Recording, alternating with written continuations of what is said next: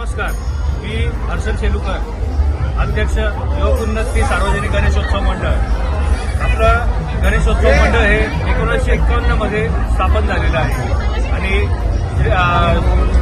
ही 74वे वर्ष आहे आणि श्रीमंत राजाची आपण स्थापना केलेली आहे 15 वर्षापासून. आणि नाशिकमध्ये सर्वात पहिला आगमन सोहळा हा आपण सुरू केलेला आहे आणि हे 9वं वर्ष होतं. आणि याची वैशिष्ट्य म्हणजे हा नवसाला पावणारा श्रीमंत राजा आहे असं लोकांमध्ये जनजागृती झालेली आहे.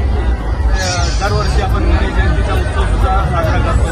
रक्तदान शिबिर असतात आणि वेगवेगळे सांस्कृतिक कार्यक्रम केले जातात. तसंच याचे वैशिष्ट्य म्हणजे आपण दरवर्षी या कोणत्याही प्रकारचा देखावा करत नाही.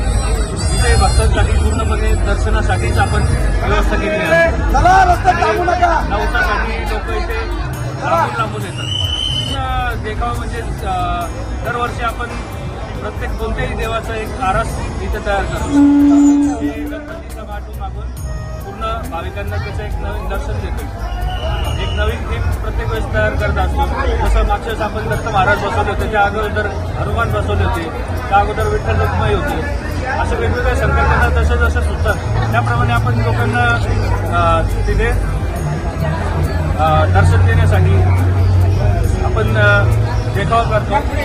तो देखावा फक्त दर्शनासाठी आणि भाविकांना त्यांचे इच्छा आकांक्षा पूर्ण करण्यासाठी आपण देत असतो.